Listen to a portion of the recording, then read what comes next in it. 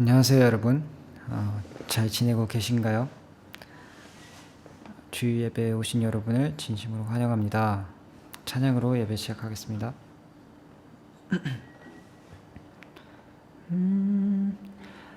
날 구원하신 주 감사, 모든 것 주신 감사, 지난 추억이 내 감사, 주 내 곁에 계시네. 향기로운 봄철의 감사, 외로운 가을날 감사, 사라진 눈물도 감사, 나의 영혼 평안에 응답하신 기도 감사, 거절하실 것 감사, 헤쳐나온 풍랑 감사, 모든 것 채우시네. 아픔과 기쁨도 감사, 절망 중 위로 감사, 증량 못할 은혜 감사, 크신 사랑 감사해. 귓가에 장미꽃 감사, 장미꽃가시 감사, 따스한 가정 희망 주신 것 감사, 기쁨과 슬픔도 감사, 하늘 평안을 감사, 내일의 희망을 감사, 영원토록 감사해.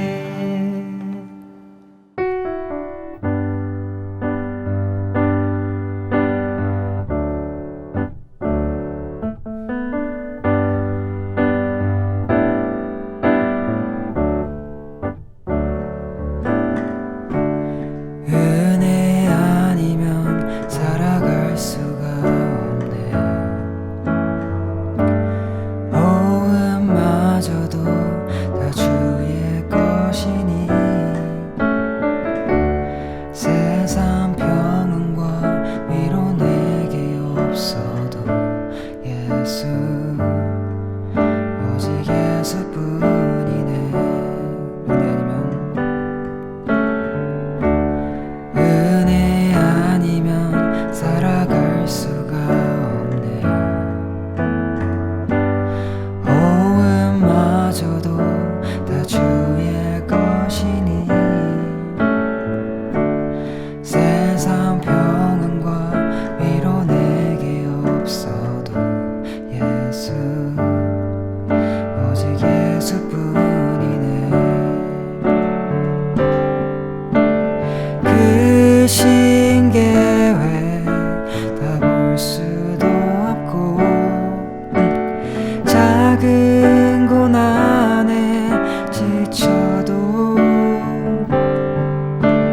주께 묶인 나의 모든 삶, 버티고 견디게 하시네.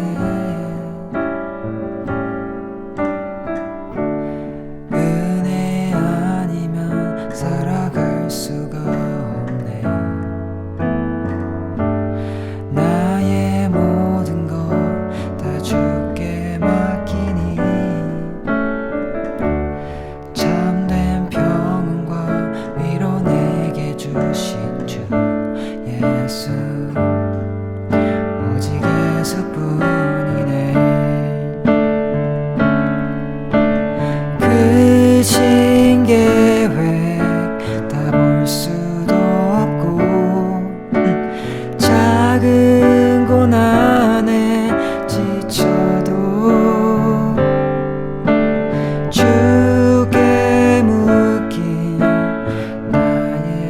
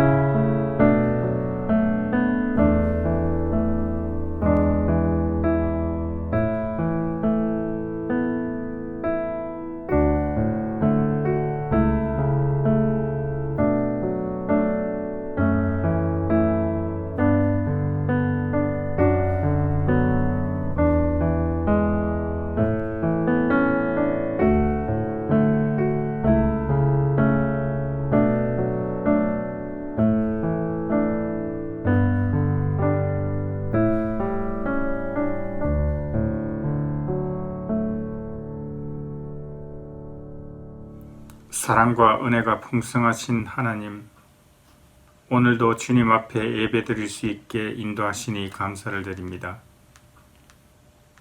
이제는 아름다운 단풍들도 낙엽이 되어 떨어지고 앙상한 가지 사이로 찬바람만 스쳐가는 올해의 마지막 계절입니다. 우리들의 삶도 한 해를 마무리할 때입니다. 부족했던 지난 날들을 되돌아보며 지은 죄를 회개하오니 저희를 용서하여 주시옵소서.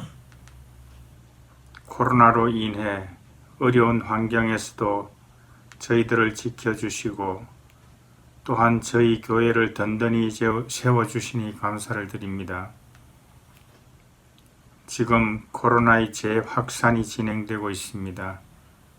질병으로부터 저희들을 보호해 주시고 이 위기를 주님 안에서 믿음으로 잘 극복할 수 있게 인도하여 주시옵소서.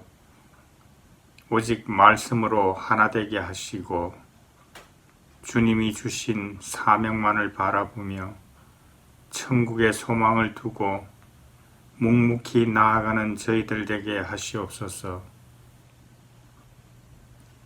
온라인 예배를 시작한 지 반년이 지나고 있습니다.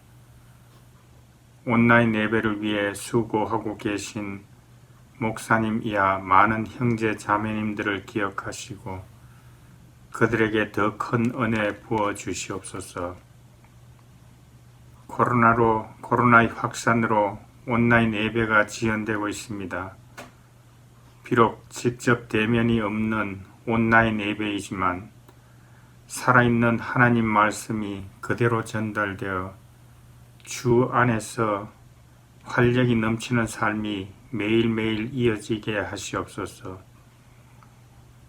코로나가 사라지고 대면 예배를 통해 더 많은 교우 간의 교제가 일어날 수 있는 그날이 하루빨리 오길 기도드립니다.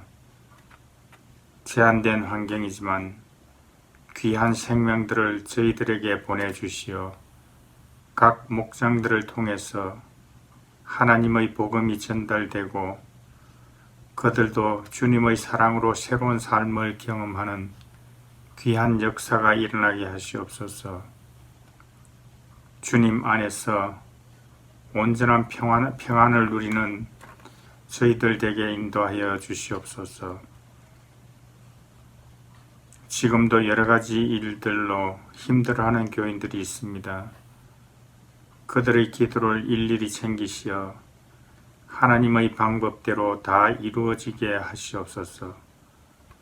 함께하지 못한 교인들도 기억하여 주시고 그들이 어디에 있든 함께하여 주시옵소서.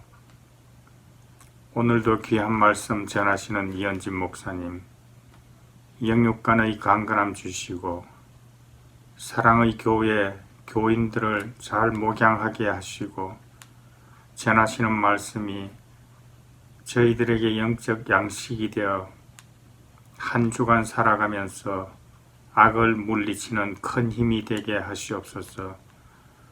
오늘 예배를 준비한 모든 손길들 다시 한번 기억하시고 오늘 이 모든 말씀 우리 주 예수 그리스도 이름으로 기도드립니다. 아멘.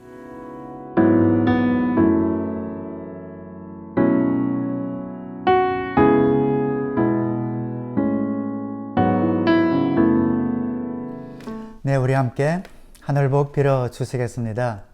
하늘복 받으세요. 하늘복 받으세요. 하늘복 많이 받으세요.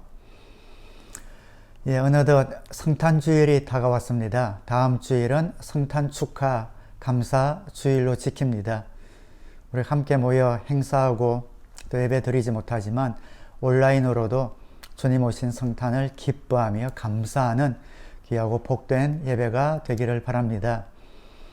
혹시 가정별로, 혹시 개인별로, 혹은 목장별로 우리 성탄 예배 때 찬양이든 악기든 음악이든 연극이든 암송이든 어떤 형태로든 주님의 성탄을 축하하며 함께 참여하고 싶다 하는 분은 대환영입니다. 그래서 우리 목장에서 의논하셔서 무엇이든지 참여하시기 원하시는 분은 영상과 자료를 이번 주 목요일, 늦어도 금요일까지 제작하셔서 저에게 알려주시고 보내주시기를 바랍니다.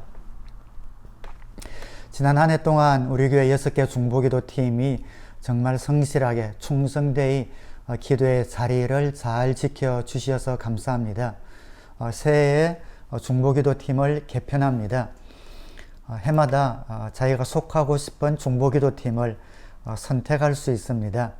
그래서 다음 주에 우리 마지막으로 중보기도 팀 줌으로 함께 모여서 인사 나누고 새해부터는 새로 개편된 중보기도 팀에서 계속 섬겨 주시기를 바랍니다. 주보를 참조하셔서 자신이 내년에 속하고 싶은 중보기도 팀을 1순위, 2순위 혹은 목사님이 정해주는데 그냥 들어가겠습니다가 3번입니다. 주보 보시고 참조하셔서 다음 주일까지 저에게 문자나 카톡으로 여러분이 속하고 싶은 중보기도 팀을 저에게 꼭 알려주시기 바랍니다. 1순위, 2순위 혹은 목사님이 정해주는 대로 들어가겠습니다 라고 한 분도 빠짐없이 저에게 알려주셔서 내년에도 우리 중보기도 팀을 통해 사랑의 교회가 든든히 서나가게 되기를 바랍니다. 더사랑 목장 이름이 드디어 변경이 됩니다. 필리핀에서 빈민 선교 구제 사역을 하시는 필리핀 현지 목사님이십니다. 톤도라는 지역에서 오랫동안 빈민들 또 특별히 청소년들을 위해서 어린이들을 위해서 사역하고 계신 목사님과 그 교회를 후원하는 그러한 후원 선교지가 정해졌습니다. 톤도 목장. 입에 또 익숙해지기까지 시간이 걸리겠지만 우리 더사랑 목장이 후원 선교지 이름을 따라 목장 이름이 톤도 목장으로 변경된 것 알려드립니다. 이번 주 토요일 저녁 7시에 감사 나눔 특강이 있습니다. 누구든지 줌으로 들어오셔서 들으실 수 있습니다. 서로 나누고 이런 것이 아니고 중요한 특강이니까 모두 들어오셔서 특강에 참여하시기를 바랍니다. 토요일 저녁 7시 줌을 통해 특강이 있습니다. 우리 목장 통해서 줌 링크는 모두 보내드리도록 하겠습니다. 2021년 칼렌더가 도착했습니다. 우리가 모이지 못하니 칼렌더를 나눠드릴 방법이 없네요. 그래서 우리 목자님들께 칼렌더를 목장 식구들 가정수만큼 제가 전달해 드리도록 하겠습니다. 그래서 목자님들께서 각 목장 식구들에게 칼렌더를 전달해 주시면 감사하겠습니다. 이 시간 주님 앞에 예물 봉헌하도록 하겠습니다.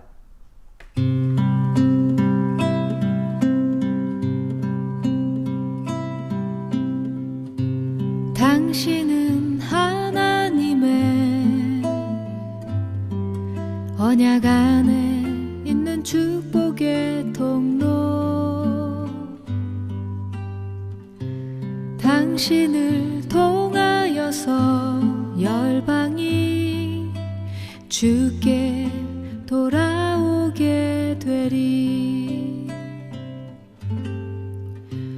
당신은 하나님의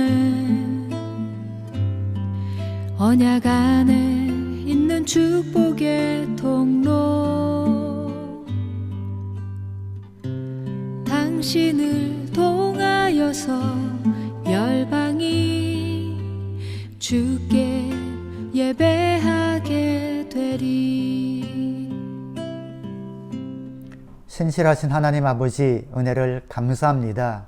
지난 한 주간 동안도 저희 사랑의 교회 모든 식구들, 가정과 자녀들, 또 가족들 주님의 품 안에 품어주시고 지켜주시고 인도해 주셔서 감사합니다. 성탄의 계절을 맞이하여 우리 마음 가운데 주님 주시는 귀한 기쁨과 평안과 하늘의 소망이 더욱 넘쳐나게 하여 주시옵소서. 주님 앞에 귀한 예물 이 시간 믿음으로 옮겨 드렸습니다.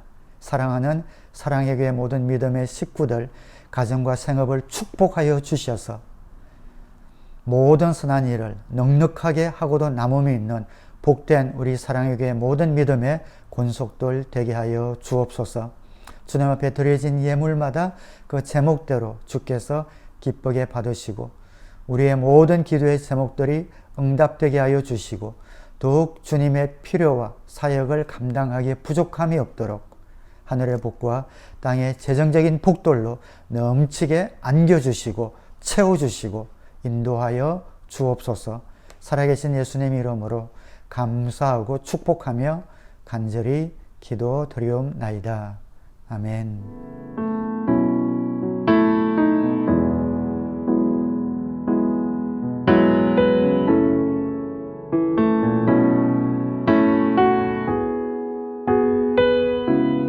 네, 안녕하세요. 과달라 목장의 김기태 형제입니다. 오늘 말씀 본문은 마태복음 1장 18절에서 25절입니다. 예수의 탄생. 예수 그리스도의 태어나심은 이러하다. 그의 어머니 마리아가 요셉과 약혼하고 나서 같이 살기 전에 마리아가 성령으로 잉태한 사실이 드러났다. 마리아의 남편 요셉은 의로운 사람이라서 약혼자에게 부끄러움을 주지 않으려고 가만히 파혼하려 하였다.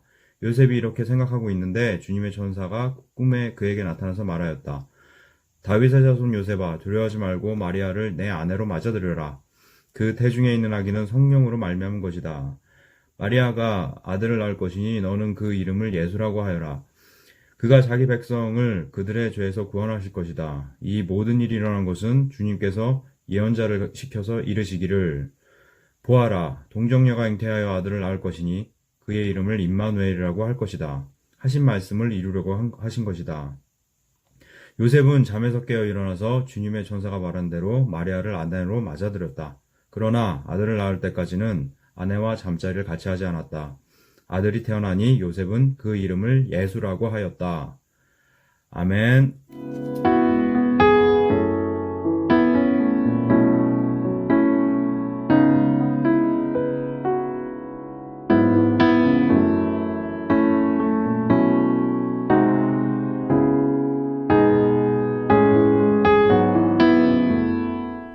메리 크리스마스가 아직 2주 남았지만 성탄의 기쁨이 저와 여러분들에게 충만하게 되기를 주님의 이름으로 축복합니다.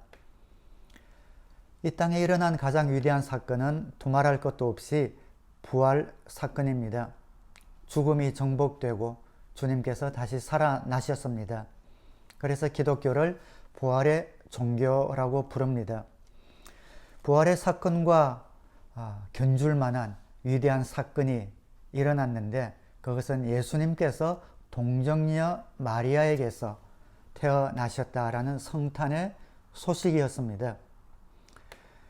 예수님은 왜 동정녀에게서 태어나셔야 했는가? 예수님은 왜 이 땅에 참 하나님이시자 참 인간으로 태어나셔야 했는가? 오늘 본문에 예수님은 자기 백성을 저희 죄에서 구원할 자라는 이름을 갖고 태어나셨는데 그 예수님의 별명은 또 임마누엘이었습니다. 하나님이 우리와 함께 계시다. 그래서 이번 주일과 다음 주일 두 번에 나누어서 그 동정녀 탄생의 비밀 그리고 임마누엘이 오늘 저와 여러분들에게 어떻게 적용되어지고 또 경험되어지는지 나누어서 말씀을 드리도록 하겠습니다. 약간은 교리적인 내용이겠지만 이 말씀을 통하여 하나님께서 얼마나 위대한 계획 가운데 예수님을 우리를 위해 주시려고 작정하셨는가 그것들을 살펴나가면서 하나님의 위대하심 그 사랑에 감동하는 또 감격하는 귀한 은혜가 우리 가운데 있게 되기를 바랍니다. 본문은 두려움에 떠는 요셉에게 천사가 나타나서 무서워하지 마라. 마리아가 잉태하였는데 성령으로 말미암은 잉태다. 너는 마리아 데려오기를 주저하거나 두려워하지 말라라는 그런 말씀입니다. 요셉과 마리아는 정혼, 약혼한 사이입니다. 그런데 이스라엘 사람들에게 있어서 이 정혼은 결혼과 마찬가지입니다. 식을 올리지 않았다 뿐이지 결혼식과 동일한 그런 의미를 가지고 있습니다. 그런데 아직 결혼식을 올리지도 않았는데 마리아가 아기를 임신했다는 겁니다. 요셉은 하나님을 경외하는 사람이라서 이 일로 인해서 자기와 정혼한 마리아가 곤란당하거나 또 혹여 자신이 연루되는 것을 원치 않았기 때문에 누구에게도 소문내지 않고 조용히 그 관계를 끊으려고 하였습니다. 그때 천사가 나타나서 요셉아, 네 안에 마리아 데려오기를 무서워하지 말아라. 마리아에게 태어날 아기는 성령으로 말미암아 잉태된 아기다 라고 말씀을 하고 있습니다. 우리 전도할 때 기독교가 많은 세상 사람들에게 걸림돌이 되고 또 믿는 데 주저함이 되는 그런 이론이 부활인데, 그 부활과 마찬가지로 예수님이 동정녀에게서 태어나셨다라는 이 교리는 처녀의 몸에서, 결혼하지 않는 여자의 몸에서 예수님이 잉태하셨다라는 이 교리는 많은 사람들에게 걸림돌이 되고 있습니다. 왜 예수님은 여자의 몸에서 잉태되어 이 땅에 오셨는가? 동정녀 마리아의 몸에서 예수님이 잉태되셔서 이 땅에 내려오셔야 되었던 이유는 예수님은 참으로 하나님이시지만 사람이 또한 되셔야 했기 때문에 그렇습니다. 이 땅에 오시는 구세주는 참 하나님이시면서 참 사람이 되어야 합니다. 이것은 우리의 지식, 우리의 어떤 생각으로는 이해할 수 없는, 우리의 생각의 범주를 넘어서는 그러한 사실입니다. 어떻게 사람이 참 사람이면서 하나님이 될 수가 있습니까? 그런데 구세주는 참 사람이면서 참 하나님이 되어야만 그 일을 수행하실 수 있기 때문에 하나님이신 예수님이 인간의 몸을 입고 이 땅에 내려오셨습니다. 하나님께서 구원 사역을 이루시기 위해서 이 땅에 사는 사람들 가운데서 가장 선하고 충성된 그 사람을 뽑아서 속죄 사역을 이루시지 아니하고 혹은 이루지 못하시고 꼭 하나님이신 예수님이 인간의 몸을 입고 이 땅에 내려오셔야만 했던 이유가 무엇일까요? 첫 번째는 예수님이 하나님이셔야만 했던 이유 두 가지를 먼저 말씀을 드리도록 하겠습니다. 첫 번째는 하나님과 인간 사이에 예수님이 중보자가 되셔야 했기 때문입니다. 하나님은 완전하신 분입니다. 하나님은 거룩하신 분이십니다. 죄인은 어떤 식으로든 하나님과 연합할 수 없는 그런 존재입니다.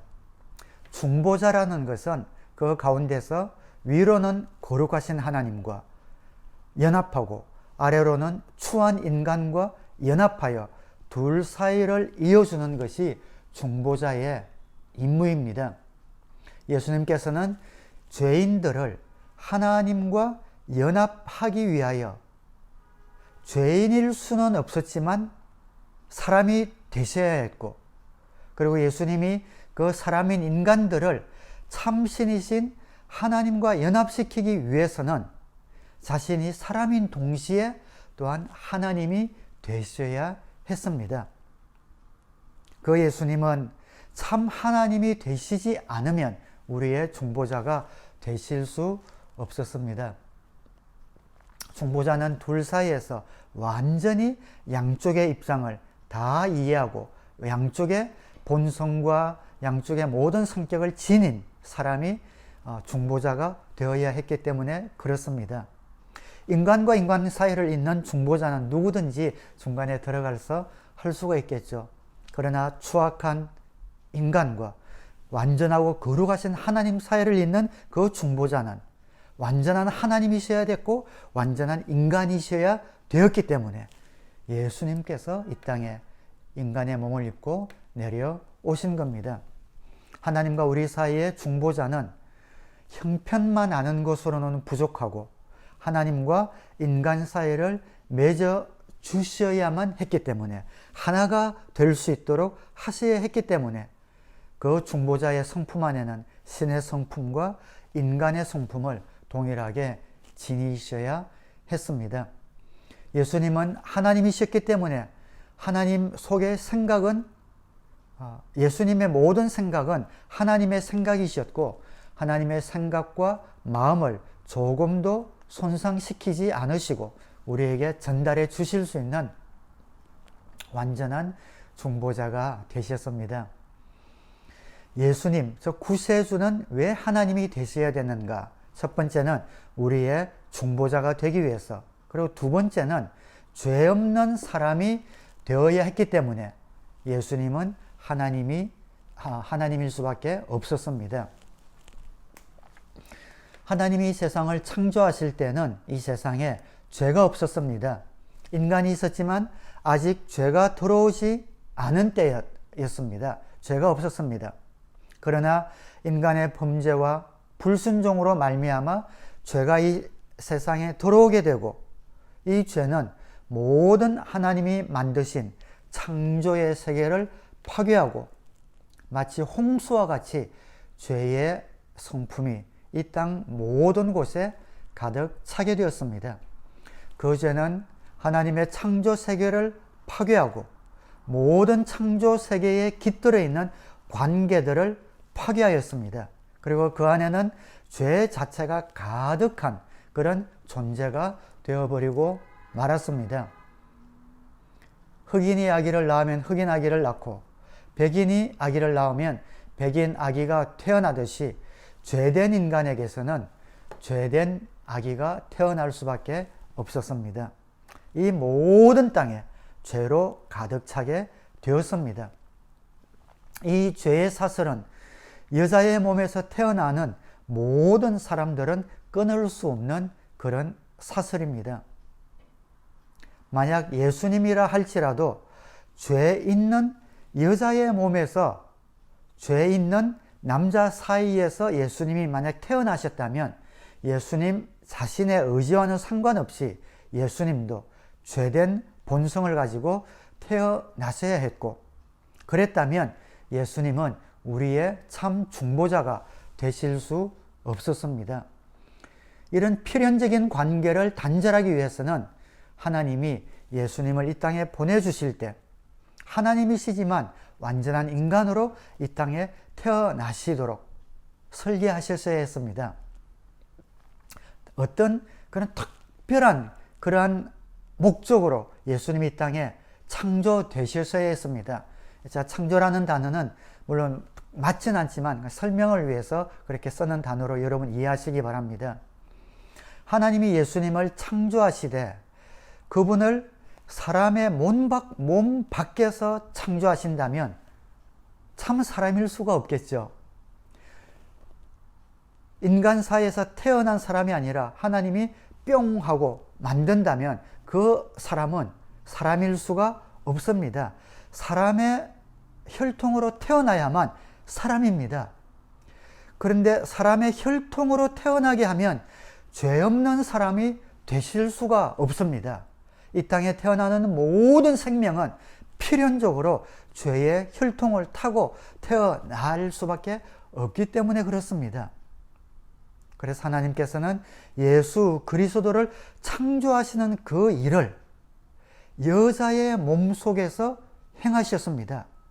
그렇게 하시되 성령으로 잉태되게 하셔서 육신의 혈통에 의한 죄는 차단하시고, 또한 여자의 몸의 빚으심으로 사람의 본성과 육체는 입게 하셔서 동정녀의 탄생은 예수 그리스도로 말미암아 사람의 몸을 입게 하시되 죄는 없게 하시기 위한 그런 하나님의 작품이셨습니다.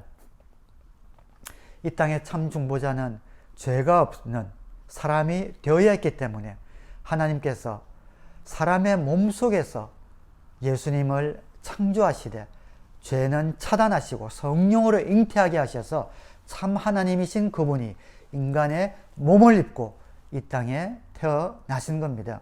그러기 위해서 예수님은 반드시 하나님이 쉬어야 했습니다. 왜냐하면 사람에게 태어난 모든 자는 이 죄에서 제외될 자가 한 명도 없기 때문입니다. 하나님이시지만 인간의 몸을 입고 오셔야 하기 때문에 마리아라는 한 여인의 태를 빌어서 성령으로 잉태되시고 남자와의 관계를 차단하셔서 죄의 혈통을 끊으시고 이 땅에 태어나신 참 인간, 참 사람이 바로 우리의 구세주 예수님이 되셨습니다. 이것이 바로 예수님이 이 세상에 내려오셨을 때 하나님으로 우리를 위해 오셔야만 했던 두 가지 이유입니다. 우리의 중보자가 되시기 위해서, 또 하나는 죄 없는 사람이 되시기 위해서 예수님은 하나님이 쉬어야 했습니다. 그리고 두 번째, 그 동시에 우리 예수님은 참 사람이셔야 했습니다. 하나님이시자 참 사람이셔야 됐는데 그 하나님이신 예수님이 인간이셔야만 되었던 그 이유를 세 가지 말씀을 드리도록 하겠습니다. 예수님이 인간이 되어야만 했던 첫 번째 이유는 우리와 하나 되기 위해서입니다. 우리와 한 형제 되기 위해서 예수님은 인간으로 이 땅에 오셨습니다. 죄인과 하나 된다라는 것은 죄인과 같은, 죄 있는 인간과 같이 된다는 그런 의미가 아닙니다.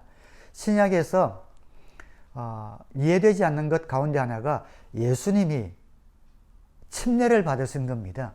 공생에 시작하실 때 예수님이 침례 요한에게 침례를 받으셨죠. 침례는 물로 씻는 예식이에요. 구약의 정결의식과도 같습니다. 정결의식이 필요하다라는 것은 씻어야 하는 죄가 있다는 것을 의미하고 있습니다. 그런데 예수님이 침례를 받으셨어요. 그러면 예수님에게 씻어야 할 죄가 있으셨는가? 아닙니다. 예수님이 이 땅에 하나님으로 오셨기 때문에 씻어야 할 죄가 없었습니다. 그런데 예수님은 침례를 받기 위해 스스로 요단강으로 침례 요한 앞으로 다가가셨습니다. 침례 요한이 예수님이 하나님의 아들이신 것을 단번에 알아보았지요. 그래서 예수님이 침례 받으러 오는 것을 거절했습니다. 예수님은 죄 없으신 하나님의 아들이었기 때문에 그렇습니다. 그러나 예수님께서는 그럼에도 불구하고 침례 요한에게 자신에게 침례를 베풀라라고 요구하셨습니다. 예수님이 침례를 받으신 이유는 이 세상 모든 사람들이 받는 죄 씻음의 침례와는 그 이유가 다릅니다. 예수님은 씻어야 할 죄가 없음에도 불구하고 모든 사람이 다 받아야 할 그 의식을 받음으로 우리 모든 인간과 하나님 앞에서 한 형제 되었다는 것을 보여주신 겁니다. 침례라는 의미 가운데 그런 의미가 있습니다. 한 몸이 된다. 한 몸 안으로 들어간다라는 그런 의미가 있습니다. 예수님은 씻으셔야 할 죄가 없으셨지만 친히 침례를 받으심으로 하나님과 모든 인간 앞에서 그 예수님도 우리와 똑같은 한 몸이요 한 형제다라는 것을 보여주신 겁니다. 여러분, 예수님이 부활하실 때에 부활의 첫 열매, 우리의 맏형님이 되신다. 히브리서에 보면 그런 표현이 나오죠. 그렇습니다. 예수님은 우리와 같은 한 형제, 한 몸이 되기 위해서 침례를 그렇게 받으셨습니다. 하나님은 이 침례의 의미가 사람들이 죄 씻음의 침례로 받는 그 의미와 다르다는 것을 입증하시기 위해서 3위가 총출동하십니다. 성령께서 비둘기처럼 그 위에 임하시고 하나님의 음성이 들리시고 요단강에 예수님이 서 계십니다. 3위가 한 자리에 임하는 이러한 장면을 연출하고 있습니다. 하나님께 보냄을 받으셨지만 모든 인간을 대신하여 속죄의 제사를 드리는 대제사장이 되셨습니다. 구약의 대제사장은 이스라엘 백성을 위해 속죄의 제사를 드리는 그러한 사역을 한 사람이었습니다. 하지만 자신도 사람이었기 때문에 자신을 위해 제사를 드려 잠시 죄 없이 함을 받은 후에 이스라엘 백성을 위해 속죄의 제사를 드렸던 사람이 대제사장이었죠. 그런데 이 대제사장은 하늘에서 뚝 떨어진 사람이 아니라 백성 중에서 뽑힌 같은 형제였습니다. 똑같은 의미로 예수님께서도 그 구약의 대제사장의 모형을 따라 이 땅에 예수님이 침례를 받으심으로 우리가 똑같은 형제라는 것을 주님이 보여주셨습니다. 예수님께서 이 땅에 인간의 몸을 입고 오신 첫 번째 이유는 우리와 한 형제다라는 것을 보여주시기 위함이었습니다. 예수님이 인간이셔야 되었던 두 번째 이유는 예수님은 이 땅에 계시면서 보이지 아니하시는 하나님의 성품을 우리에게 계시해주고 보여주시기 위해서 몸을 입고 이 땅에 오셨습니다. 구약에는 하나님께서 하나님 자신이 어떤 분인지 모르는 백성들에게 그분을 보여주실 때에 보여주시는 방법은 사건이었습니다. 그들을 구출하는 사건, 만나를 내리시는 사건, 메추라기를 먹이는 사건, 홍해를 가르는 사건, 이런 사건들을 통하여 하나님이 어떤 분이시다라는 것을 그들의 백성에게 하나님이 보여주셨습니다. 대부분은 역사 속에 개입하시는 그런 사건을 통해 하나님은 하나님의 성품을 이스라엘 백성들에게 알려주셨지요. 그래서 하나님이 자신의 사랑과 자비를 보여주실 때에 오늘날 우리처럼 구약의 백성들은 생생하게 그렇게 깨달을 수가 없었습니다. 그들의 마음속에는 그들이 전쟁에 지고 있을 때 승리하게 하신 것, 굶주린 광야에서 먹을 것을 공급해 주신 것, 이런 것들을 생각하면서 하나님은 사랑이 많으신 분이구나 라는 것을 유추할 수 있었습니다. 물론 그들 가운데서도 하나님의 영적인 성품을 깊이 경험한 그러한 사람들도 있었지만 대부분은 마음 깊이 경험하지 못하고 잊혀지기 쉬웠습니다. 하나님을 직접 경험한 그런 사람들이 거의 없었고 사건들을 통하여 하나님이 어떤 분이시다라는 것을 유추할 따름이었습니다. 그런데 이렇게 말로만 들려주시던 하나님의 사랑과 용서와 그 자비를 육신을 입고 이 땅에 오셔서 한 형제로서 하나님의 자비와 용서와 사랑을 우리에게 모두 보여주시고 보게 하시고 만지게 하시려고 예수님이 몸을 입고 이 땅에 오셨다는 겁니다. 하나님은 하나님 자신을 아는 그 지식을 전달해 주는 중보자를 이 땅에 보내시되 사람의 몸을 입혀서 직접 이 땅에 내려 보내셔서 보이지 아니하시는 하나님의 자비를 직접 느낄 수 있게, 직접 경험할 수 있게, 직접 만질 수 있게 하기 위하여 하나님이신 예수님을 이 땅에 참 사람으로 내려 보내신 겁니다. 그래서 우리의 신앙은 인격적인 신앙이 될 수 있습니다. 하나님이 어떤 분인지 우리는 보고 만지고 배운 바라 하나님의 사랑과 능력과 경험, 그 은혜를 우리는 몸으로 경험한 하나님을 인격적으로 만난 그런 복된 백성이 된 것입니다. 하나님의 사랑이 무엇인지, 하나님의 용서가 무엇인지 여러분이 아시고 싶으십니까? 이 세상 어떤 사상가나 어떠한 지식인이나 어떠한 철학자들의 소견에 여러분들의 귀를, 마음을 빼앗길 필요가 없습니다. 주님을 보십시오. 예수님을 묵상하십시오. 그분을 통하여 이 땅을 창조하신 우리 아버지 하나님이 어떠한 분이신지 우리는 넉넉히 알고도 남음이 있습니다.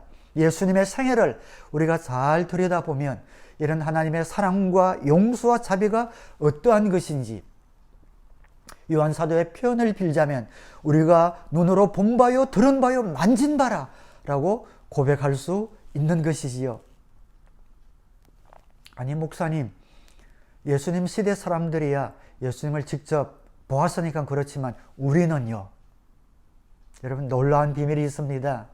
예수님이 사람의 몸을 입고 이 땅에 오셨지만 영원히 사람의 몸을 입고 사신 것은 아니잖아요. 33년 공생애를 사시고 천국으로 다시 돌아가셨습니다. 그러나 하나님은 예수님이 이 땅에 살아 계실 때에 그의 삶과 말과 섬김의 모든 광경을 생생하게 성경의 기록으로 남겨주셨습니다. 그리고 우리 신자 안에 오신 성령 하나님은 무슨 일을 하시는가?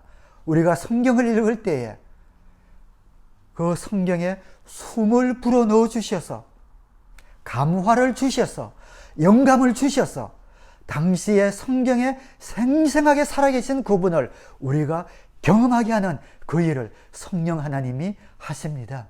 할렐루야. 이 성경에 기록된 그 모든 예수님이 보여주셨던 하나님의 성품과 하나님의 능력을 우리가 읽을 때에 이 활자가 로고스가 레마가 되게 하시고 그 당시에 일어났던 모든 능력과 사랑과 용서와 자비가 우리 가운데 삶이 되고 경험이 되도록 감화와 영감을 불어넣어주는 그 일을 성령 하나님이 우리 가운데서 해 주신다는 겁니다. 여러분, 회개하는 사람들의 경험, 회개하는 모든 분들의 공통점이 있지요. 자신의 죄를 회개하는 그 순간에 바로 자기의 죄를 위하여 예수님이 십자가에 못 박혀 돌아가신다는 것을 현재적으로 경험한다는 겁니다. 2000년 전 골고다 언덕으로 우리가 달려가서 그분을 바라보고 그분의 피를 우리가 받아야 되는 것이 아니라 기도하는 그 순간, 회개하는 그 순간, 영접하는 그 순간 나의 삶의 현장에서 바로 못 박히신 예수님을 경험한다는 것, 그것이 바로 성령님이 하시는 일입니다. 예수 영접 모임을 하다 보면, 하게 되면 거의 예외 없이 그 복음을 듣고 예수님을 영접할 때에 저도 같이 눈물을 흘립니다. 복음을 전할 때에 그 복음을 받아들이는 그분이 예수님의 그 복음을 받아들일 때에 주님의 마음, 주님의 사랑, 주님의 은혜를 가지고 복음을 전할 때에 바로 복음을 받아들이는 그분을 위하여 예수님께서 십자가에서 못 박혀 돌아가시는 그 현장의 경험이 그분뿐만 아니라 복음을 전하는 전도자의 마음에도 생생하게 전달되기 때문에 같이 눈물을 흘리고 감격하게 되는 것이죠. 그 일을 우리 성령 하나님이 하고 계십니다. 성령 하나님은 이미 2000년 전에 이루어진 예수님의 생애와 삶과 십자가의 사랑을 2000년을 뛰어넘은 우리에게 생생하게 전달해주는 그런 역할을 해주시는 것이지요. 만약 예수님이 참 사람의 몸을 입고 이 땅에 내려오지 않으셨다면 성령님이 역사하셔도 우리는 그것을 느낄 수 없을 것입니다. 왜냐하면 이 땅에서 일어난 일이 아니기 때문입니다. 그러나 하나님께서 하나님이신 예수님을 이 땅에 사람의 몸을 입혀서 보내셨고 사람의 몸을 입고 오신 하나님이신 예수님이 이 땅 가운데서 놀라운 하나님의 모든 성품과 능력을 보여주셨기 때문에 2000년 전이 지나고 1000년이 지나고 또 1000년이 지났지만 성령 하나님께서 2000년 전에 일어났던 그 생생한 예수님의 모든 사건의 경험이 우리의 것이 될 수 있도록 만들어 주시는 것입니다. 다시 말씀드리지만 만약 예수님이 사람의 몸을 입고 이 땅에 내려오시지 않으셨다면 성령님이 역사하셔도 우리는 그것을 느낄 수 없을 것입니다. 이 일을 위해서 하나님은 예수님을 사람으로 만들어 주셨습니다. 33년 동안 이 땅에 사시면서 고난과 역경과 혹은 결핍으로 살게 하시고 특별히 3년간은 예수님의 모든 삶이 모든 사람들에게 다 드러나는 공생의 삶을 살게 하시고 하나님이 우리를 얼마나 사랑하시고 죄인을 얼마나 기쁘게 용서하시는 아버지이신 것을 생생하게 우리에게 보여주셨습니다. 사랑하는 여러분, 예수님은 우리와 한 형제인 동시에 아버지를 보여주시는 그런 계시자가 되셨습니다. 그래서 이 성경의 복음서는 우리에게 보석과도 같습니다. 마태복음, 마가복음, 누가복음, 요한복음, 이 복음서에 사람의 몸을 입고 오신 예수 그리스도께서 살아계십니다.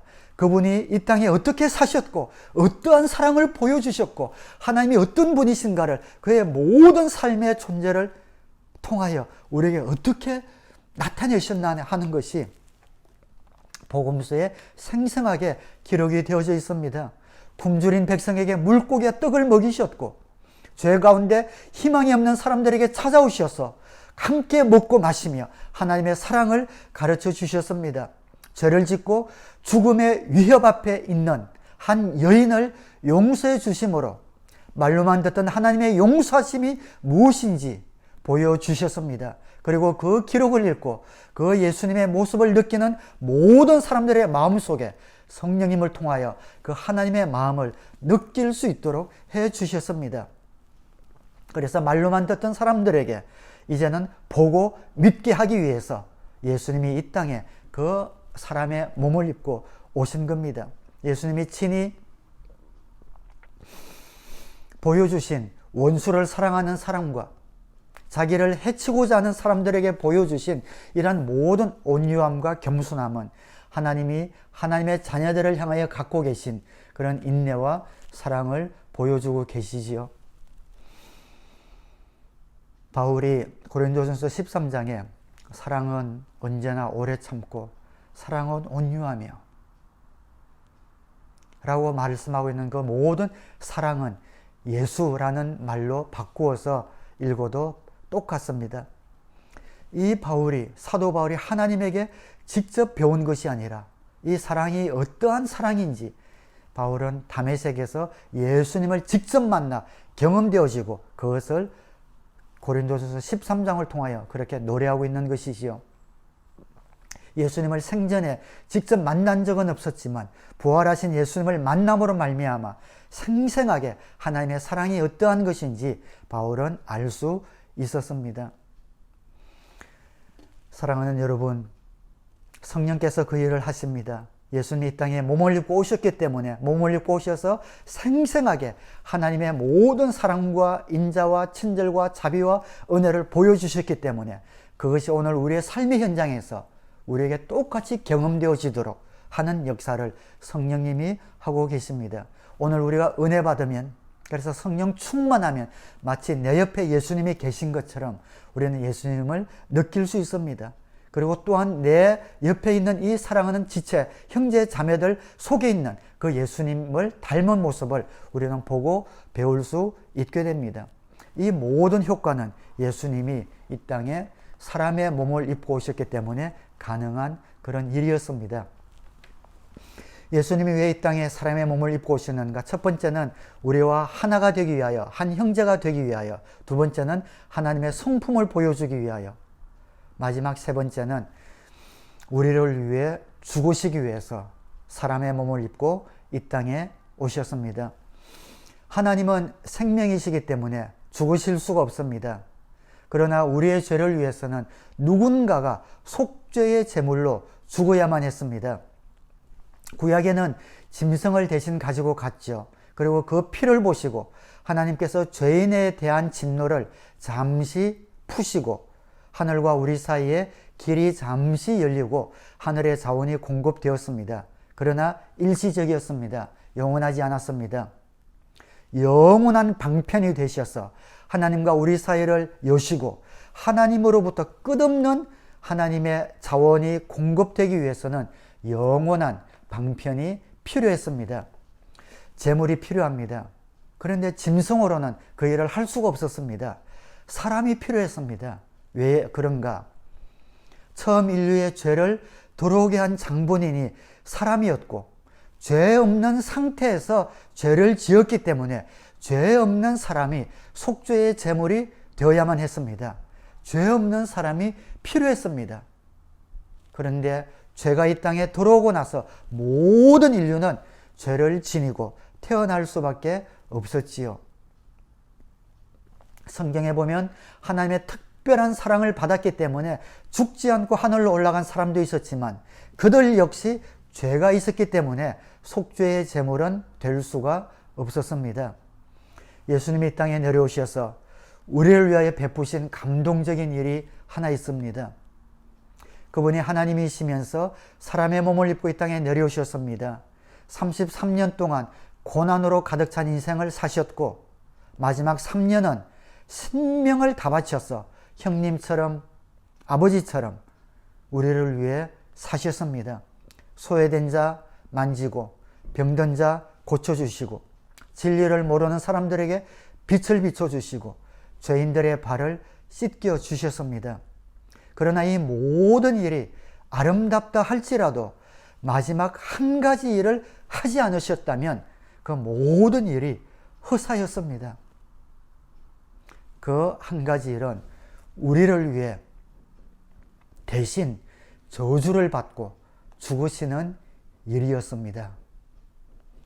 우리가 지은 모든 죄에 대한 형벌을 담당하고 진노를 담당하고 죽지 않으셨다면 인간에 대한 하나님의 형벌은 풀리지 않고 우리는 용서받을 수 없었습니다. 그 일을 위하여 하나님이신 예수님이 인간의 몸을 입고 이 땅에 오셨습니다. 우리의 모든 죄를 짊어지시고 십자가에서 죽으셨습니다. 가시면류관 쓰시고 고난 받으실 때도 일어나지 않던 일이 십자가에 죽으시는 순간에 일어났습니다. 성소와 지성소 사이에 있는 성전 휘장이 찢어졌습니다. 위로부터 아래로 찢어졌습니다. 이 휘장은 아주 튼튼하게 짜여진 그런 직물이었습니다. 양쪽에 황소가 끌어도 찢어지지 않는 튼튼한 직물이었습니다. 그러나 예수님이 돌아가시는 그 순간에 지성소와 성소를 막고 있던 그 휘장이 위로부터 아래로 찢어졌습니다. 하나님이 직접 하신 일이었습니다. 지성소는 제사장만 들어가는 곳이었죠. 이제는 성소와 지성소가 필요 없고 하나의 방이 되어버렸습니다. 제사장 없이 누구든지 하나님에게 직접 갈 수 있는 길이 열렸습니다.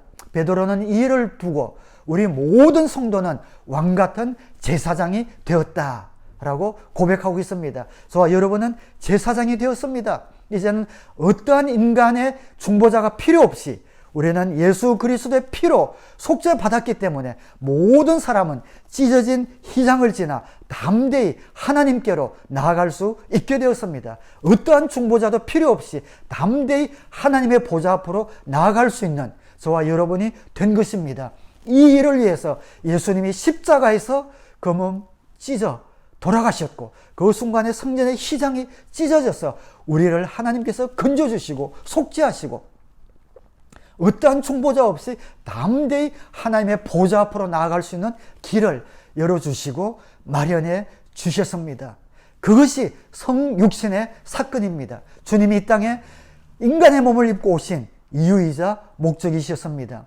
이 일을 위해서 예수님이 죽으셔야 했습니다. 이 땅에 사시면서 형제와 같이 사랑을 베풀었지만 우리를 구원하는 일은 할 수 없었고 죽어서야만 했습니다. 그래서 예수님은 사람이 되어야만 했습니다.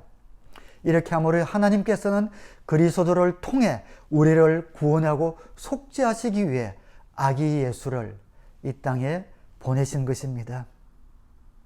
아기 예수가 이 땅에 오신 성탄절, 더할 나위 없는 기쁜 날입니다. 이 인류의, 이 지구상의, 이 세상에 가장 위대하고 가장 기쁜 소식입니다. 죄로 말미암아 흑암의 권세에 묶여 영원히 죽을 수밖에 없는 인류를 구원하기 위해서 참 하나님이신 예수님이 인간의 몸을 입고 이 땅에 오셔서 우리의 중보자가 되어주시고 우리와 한 형제가 되어주시고 하나님이 어떤 분이신지 그 삶을 통해서 생생하게 우리에게 보여주시고 그의 삶의 마지막은 십자가에 달려 돌아가심으로 우리를 위해 그 죄 없으신 그리스도의 보혈을 아낌없이 남김없이 물과 피를 다 쏟아 모든 죄를 속하여 주시고 그 몸 찢어 휘장이 찢어진 것처럼 우리를 담대히 하나님의 보좌 앞으로 나아갈 수 있는 그 길을 마련해 주신 사건, 그것이 바로 성육신 사건, 예수님이 이 땅에 인간의 몸을 입고 오신 성탄절입니다. 우리를 위해 죽으셔야만 했던 예수 그리스도를 통해 우리는 이 성탄절에 기쁨의 소식과 함께 주님의 고난을 함께 봅니다. 그러나 주님께서 고난 받으셔서 우리는 영원한 생명과 행복과 평강을 얻게 되었습니다. 올해 성탄절 그 하나님과 예수님이 이 땅 가운데 하셨던 그 일을 깊이 묵상하시면서 주님의 그 사랑, 주님의 그 희생이 더 넘치는 기쁨으로 저와 여러분들 삶 가운데 넘치게 되기를 주님의 이름으로 축원합니다. 메리 크리스마스.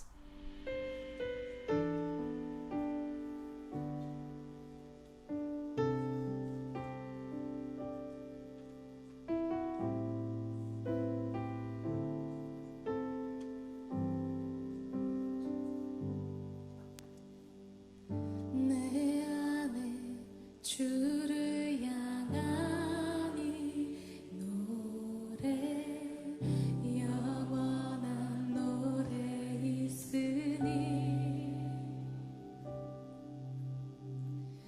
날 향한 주님의 크신 사랑 영원히 찬양하리라.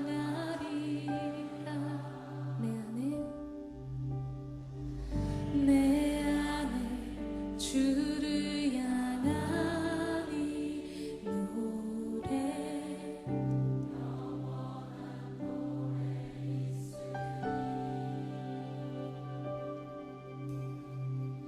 날 향한 주님의 크신 영원히 찬양하리라.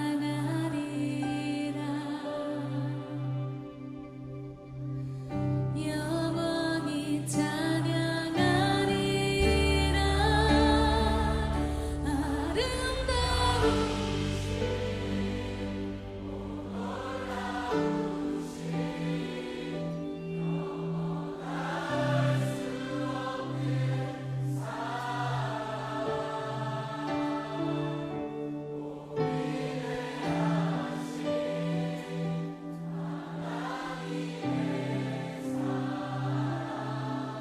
영원히 찬양하리.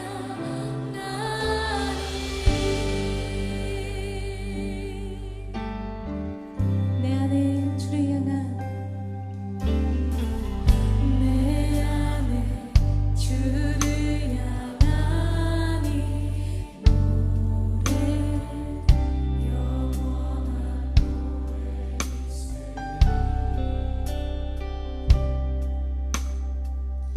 날 향한 주님의 크신 사랑 영원히 찬양하리라. 십자가 그 사랑 십자가 그 사랑 찬양하리.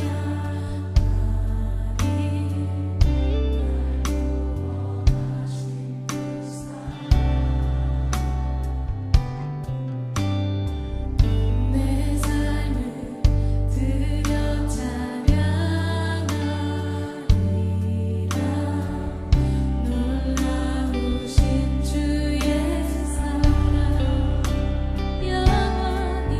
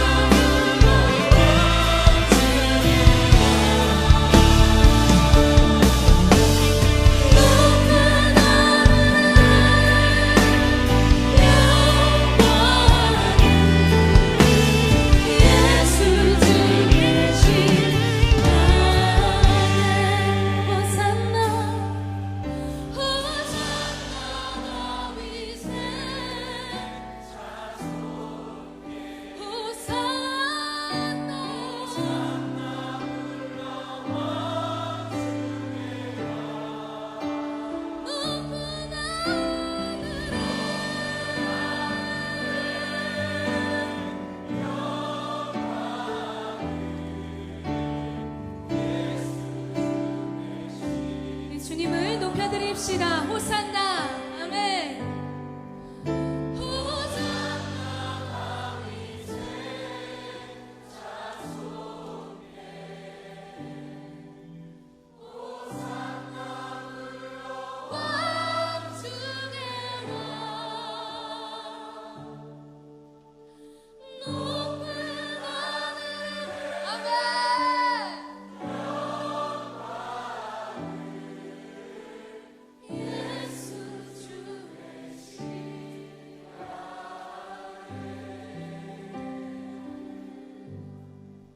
이제는 이 땅 가운데 육신을 입고 오셔서 우리를 위해 모든 것을 다 희생해 주신 우리 주 예수 그리스도의 은혜와 하나뿐인 독생자 예수를 아낌없이 우리를 위하여 내어주신 우리 주 아버지 하나님의 지극하신 사랑하심과 2000년 전 예수님의 모든 삶과 사역이 생생하게 오늘 우리의 현장에서 느끼고 감격할 수 있도록 도우시는 성령님의 인도하심이 2020년 성탄 계절을 맞이하여 예수 그리스도의 오심을 소망하고 기다리는 모든 사랑하는 주님의 백성들 머리 위에 이제로부터 영원토록 함께 하시기를 간절히 축원하옵나이다. 아멘.